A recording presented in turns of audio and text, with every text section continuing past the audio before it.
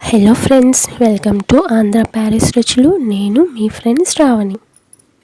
ఈ వీడియోలో మనము మన పాత స్నాక్స్ని ఒకసారి గుర్తు తెచ్చుకుందామండి.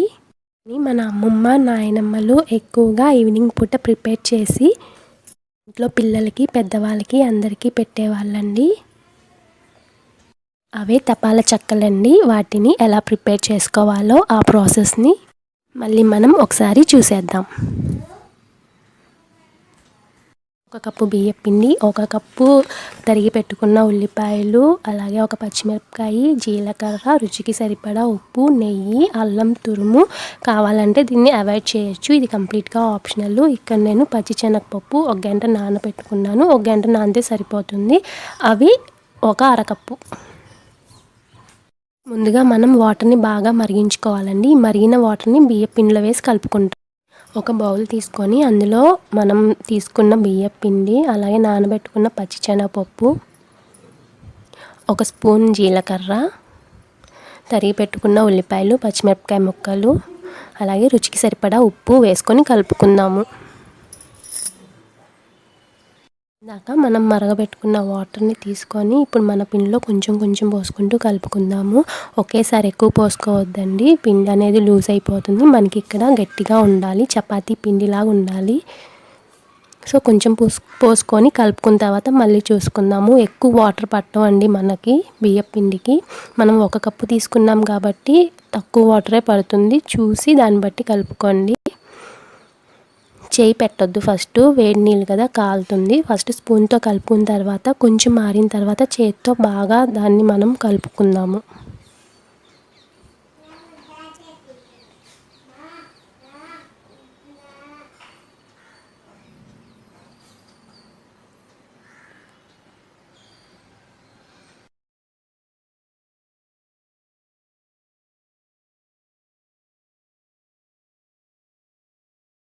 కొని పక్కన పెట్టుకుందాము. ఒక మందపాటి గిన్నె తీసుకొని దాన్ని అడుగు బాగాన నెయ్యి అప్లై చేసుకుందాము. గిన్నె మందంగా ఉండాలండి, లేదంటే మనకి తపాల చెక్కలు అనేవి మాడిపోతాయి. ఇవి రాసుకున్న తర్వాత మనం కలిపి పెట్టుకున్న పిండిని చిన్న చిన్న ఉండలుగా చేసుకొని తపాలకి ఈ విధంగా అంటించుకుందాము. ఎంత పలచగా వీలైతే అంత పలచగా అంటించుకోండి. మనం ఒత్తేటప్పుడు సైడ్స్ కొంచెం విరుగుతూ ఉంటాయి, వాటిని కూడా ఒత్తుకుంటూ బ్యాలెన్స్ చేసుకుంటూ ఒత్తుకోవాలి. ఇదే విధంగా పిండి మొత్తాన్ని చిన్న చిన్న ఉండలుగా చేసుకొని తపాల మొత్తానికి అంటించుకుందాము. వీటిని ఇంకొక విధంగా కూడా చేస్తారండి, అదే డీప్ ఫ్రై చేస్తారండి. వీటిని కవర్ మీద ఇట్లా చెక్కల్లాగా ఒత్తుకొని నూనె కాగిన తర్వాత వేసుకుంటారు. ఇంకొక ప్రాసెస్ కూడా ఉంటుందండి. తపాలకి అంటించిన తర్వాత మధ్య మధ్యలో హోల్స్ పెట్టుకుంటారు. ఎందుకంటే హోల్స్ పెట్టుకుంటే మనకి లోపలంతా బాగా ఉడుకుతుంది. అందుకని అలా హోల్స్ పెట్టుకున్న తర్వాత దాని మీద నుంచి నూనె వేసుకొని సిమ్లో పెట్టుకొని మూత పెట్టి ఉడికించుకుంటారు. ఇది ఇంకొక ప్రాసెస్ అండి.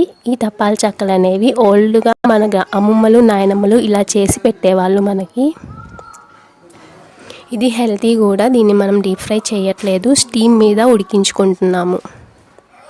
ఇవి నిజంగా చాలా టేస్టీగా ఉంటాయండి. మీరు కూడా కంపల్సరీ ఒకసారి ట్రై చేసి మీకు ఎలా వచ్చాయో నా కామెంట్ బాక్స్లో కామెంట్ చేయండి.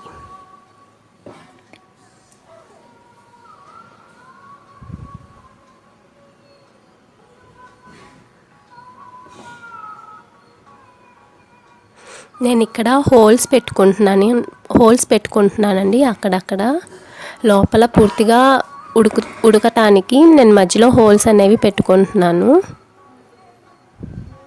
అలాగే దాని మీద ఒక గిన్నె పెట్టుకొని, ఇన్ కేస్ మీ చేతికి ఆ పిండి అతుక్కుంటుంటే కొంచెం వాటర్ తడి చేసుకొని చేసుకొని అంటించండి, సరిపోతుంది. స్టవ్ని మనం మీడియం ఫ్లేమ్లో పెట్టుకొని ఉడికించుకుందాము. నేను ఇక్కడ ఆ గిన్నె మీద ఇంకొక గుంట గిన్నె తీసుకొని అందులో వాటర్ పోసి పెట్టానండి. స్టీమ్ చేస్తున్నాను నేను. ఈ వాటర్ ఇలా పెట్టడం వల్ల ఏంటంటే మనకి లోపల వాటర్ని ఆ గిన్నె మీద పెట్టడం వల్ల మనకి లోపల భాగంలో తపాల చెక్కలు అనేవి మాడకుండా కొంచెం తేమ అనేది వెళ్తుంది. వీటిని మీడియం ఫ్లేమ్లో ఒక 3/4 గంట ఉడికించుకోవాలండి. మన గిన్నె కనుక చిన్నదైతే అరగంట సరిపోతుంది. అదే మనం పెద్ద గిన్నె పెట్టుకుంటే కనుక 30 గంట పడుతుంది టైము. హై ఫ్లేమ్లో పెడితే కనుక సరిగ్గా ఉడకకుండా మాడిపోతాయండి. అందుకని చెప్పి మీడియం ఫ్లేమ్లో పెట్టుకుంటే మనకు ఈవెన్గా మొత్తం ఉడికిపోతాయి, స్టీమ్ అయిపోతాయి.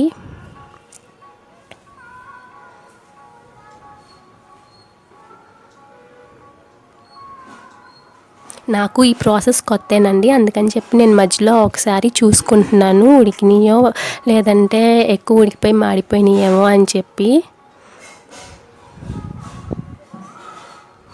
ఇంకా ఉడకాలి. సో మళ్ళీ మనం మూత పెట్టుకొని ఉడికించుకుందాము.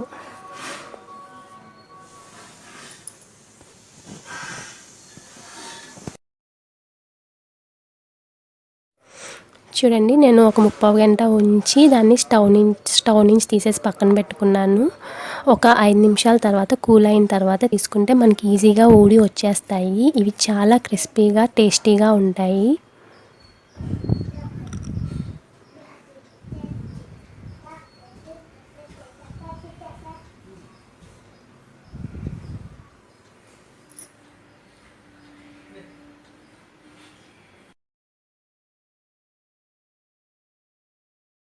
సో ఇదండి ఎంతో టేస్టీ హెల్తీ రెసిపీ రెడీ. మీకు కనుక ఈ వీడియో నచ్చినట్టయితే లైక్ చేయండి, షేర్ చేయండి, ఎలా వచ్చాయో కామెంట్ చేయండి. నా ఛానల్ కొత్తగా చూస్తున్నట్టయితే సబ్స్క్రైబ్ చేసుకోవడం మటుకు మర్చిపోవద్దు. Thank you so much for watching. మళ్ళీ మనము నెక్స్ట్ కొత్త రెసిపీతో మళ్ళీ కలుద్దాం. అంతవరకు టేక్ కేర్, బాయ్ బాయ్.